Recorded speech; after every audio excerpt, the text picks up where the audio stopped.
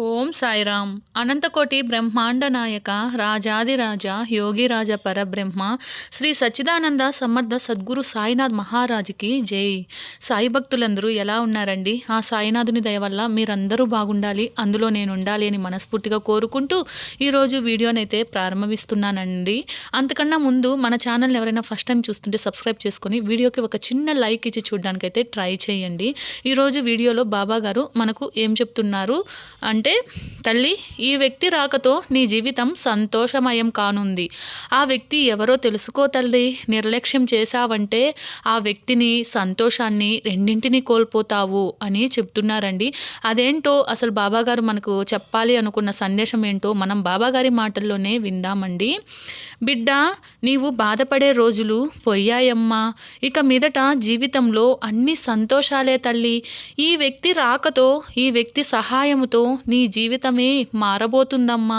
అలాంటి వ్యక్తి నిన్ను వెతుక్కుంటూ వచ్చేలా నేను చేస్తున్నాను బిడ్డ. బాబా, నీకు కూడా తెలుసు కదా తండ్రి, నేను ఏమి కోరుకుంటున్నానో. దాని గురించి నేను ప్రతిరోజు కూడా మొరపెట్టుకుంటున్నాను కదా. ఎందుకో తెలియడం లేదు బాబా. ఎంత ప్రయత్నించినా కూడా ఏ పని పూర్తి అవ్వడం లేదు.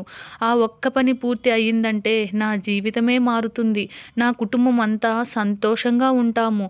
ఈ ఒక్క పని పూర్తయి నా జీవితంలో కష్టాలనేవి ఉండవు అని నీకు తెలుసు కదా బాబా. తండ్రి, ఆ పనేంటో, అది ఎంత కష్టతరమో నీకే తెలుసు కదా బాబా. దానికోసం నేను ఎంత కష్టపడుతున్నానో, ఎంత ఆరాటపడుతున్నానో నీకు తెలుసు కదా తండ్రి. ఎవరైనా నాకు సహాయం చేస్తే బాగుండు. నీ అనుగ్రహం కూడా నాకు కావాలి బాబా.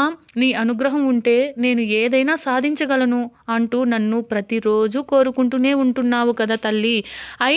అయినా కూడా నీవు నన్ను నిర్లక్ష్యం చేస్తూనే ఉన్నావు బాబా. నీ అనుగ్రహం నా మీద లేకుండా పోయింది. నన్ను చూసి ఈర్షపడే వాళ్ళు, నా శత్రువులు ఎక్కువైపోతున్నారు బాబా. నన్ను ద్వేషించే వాళ్ళు ఎక్కువైపోతున్నారు తండ్రి. నేను వాళ్ళతో ఎంత ప్రేమగా మంచిగా ఉండినా, మంచిగా మాట్లాడాలి అని ప్రయత్నించినా నన్ను చూస్తే చాలు ద్వేషం పెంచుకుంటున్నారు బాబా. కానీ నేనైతే వారి పట్ల ప్రేమగానే ఉన్నాను. కానీ ఎందుకు తండ్రి వాళ్ళకి నా మీద కోపం పెరిగిపోతుంది?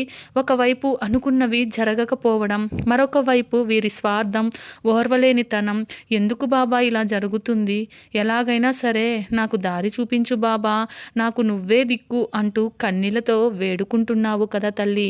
నా దగ్గర కూర్చొని బాధపడుతున్నావు కదా బిడ్డ. అస్సలు బాధపడకు, పరిస్థితులకు భయపడకు. నీవు ధైర్యంగా ఉంటేనే నీవు ఏదైనా సాధించగలవు తల్లి. పిరికితనంతో ఉంటే ఏమీ చేయలేవు. నీ పిరికితనం వల్ల నిన్ను వెతుక్కుంటూ వచ్చిన అవకాశాలు కూడా పారిపోతాయి తల్లి. నీ తండ్రిని, నీ వెనక నేనున్నాను కదా. నీ వల్ల కాకపోయినా నా వల్ల అవుతుంది. నేను చేయగలను, నేను సాధించగలను అని మొండిగా నీవు ముందుకు వెళితే పరిస్థితులే నీకు తల వంచుతాయి తల్లి. నా బిడ్డ కష్టపడుతుంటే నీ తండ్రిని నేను చూస్తూ ఉంటానా చెప్పు తల్లి. నీలో ఎంత పట్టుదల, కృషి ఉన్నాయో, నీవు మొదలుపెట్టిన పని నీ అంతట నువ్వే సాధిస్తావు అని నీ పక్కన నిలబడి నేను అన్నీ చూస్తున్నాను బిడ్డ. నా బిడ్డ వల్ల సాధ్యం అవుతుందా? తను ఒకటే చేసుకోగలదా? తన మొండి పట్టుదలతో సాధిస్తుందా లేదా అని నీలో ఎంత సత్తా ఉందా అని చూస్తూనే ఉన్నాను బిడ్డ. అంతేకాని నువ్వంటే నాకు అసలు నిర్లక్ష్యం లేదు తల్లి. నా బిడ్డ అంటే నాకు ఎప్పుడు ఇష్టమే కదా. ఎందుకంటే నీవు నా ప్రియమైన మనిషివి. ఎవరిని నొప్పించవు, ఎవరినీ బాధ పెట్టవు. ఎవరినైనా ఒక్క మాట అంటే నీ అంతట నీవు, నీలోనే నువ్వు ఏడుస్తూ ఉంటావు. కానీ వారి చెడును ఎప్పుడూ కోరుకోవు బిడ్డ. నీలో నీవు బాధపడుతున్నావు, మదన పడుతున్నావు. ఎదుటి వారి చెడు ఎప్పుడు కోరుకోవు. అందుకే నువ్వంటే నాకు చాలా ఇష్టం బిడ్డ. అలాంటి వారికి ఎప్పుడు కష్టాలు రానివనమ్మా.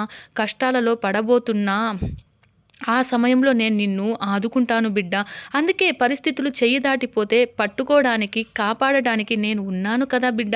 శత్రువులు అంటావు, వాళ్ళు ఎప్పుడైనా ఎక్కడైనా ఉంటారు తల్లి. నీవు ఎదుగుతూ ఉంటే, ఏదైనా సాధించే ప్రయత్నంలో నీ శత్రువులు అనేవారు నీ చుట్టూ పుట్టగొడుగుల్లా పుట్టుకొస్తూనే ఉంటారు తల్లి. వారి గురించి పట్టించుకోకు, ఆలోచించుకు తల్లి. నీవు మొదలుపెట్టిన కార్యం తొందరలో పూర్తి అవ్వడానికి ఒక వ్యక్తిని సమయానికి పంపిస్తాను బిడ్డ, ఇక నీకు దశ తిరుగుతుంది.